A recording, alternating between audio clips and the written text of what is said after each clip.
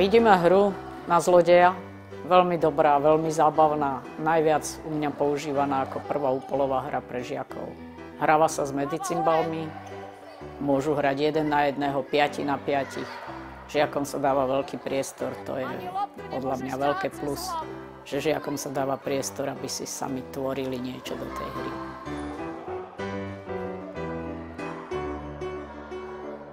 Dva, 4, 6, 7. 1-0 vyhrávajú farební. Prečo používať pri tejto hre medicimbaly? Samozrejme preto, aby lopta veľmi nelietala na ihrisku, aby ju nemohli veľa odhodiť a starší by mali hrať s trojkami medicimbalmi, 5-kami, aké máte. Ak nemáte veľa medicimbalov, musí ich byť ale samozrejme nepárny počet, tak by mohli byť aj dvojky, aj trojky miešané.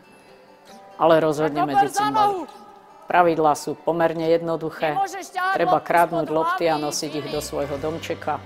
Čo je dovolené, čo je zakázané. Dovolené je supera tlačiť a ťahať. Uchopy za zápestie, za členky, za trup. Nikdy nesmieme chytať okolo hlavy, okolo krku, za ramena.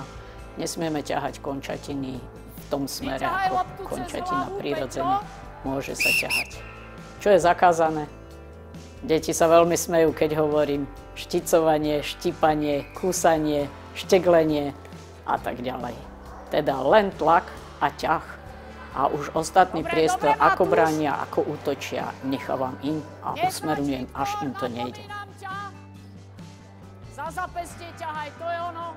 Robievam úpoly už vyše 10 rokov a ešte sa mi nestalo, že by sa pri úpoloch niekto zranil. Jediná skupina sa mi stala za tých veľmi veľa rokov, že som sa s nimi rozhodla úpoly nerobiť, pretože začali byť ku sebe súroví, tak som to stopla, viac som to s nimi nerobila. Pri úpolových hrách treba dať pozor, aby tam, kde treba, bolo viac jak jeden rozhodca. Čiže pri hre na zlodeja určite nestačí jeden rozhodca.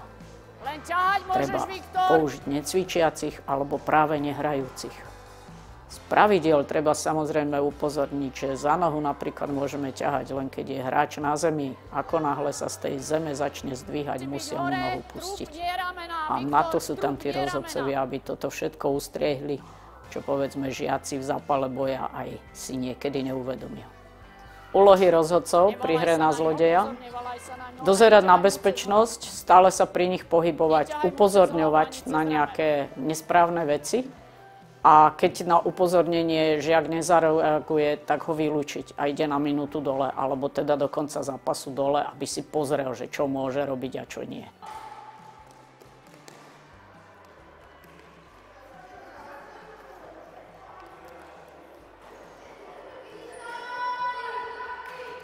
Bolo by dosť náročné pre deti hrať na zlodeja a stále hrať povedzme 5 na 5. Treba to trošku prestriedať, aby mali aj oddych.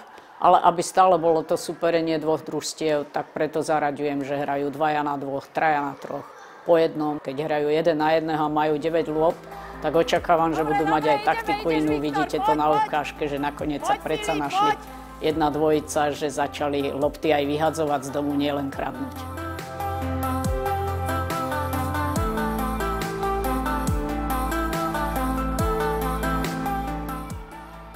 Učiteľ nemusí mať tieto hry osvojené, dokonca ich nemusí mať ani vyskúšané. Každá trieda hrá úpolovú hru, povedzme na zlodeja, ináč, s inou taktikou. Pre mňa je to vždy nové, tak jak je to nové pre žiakov.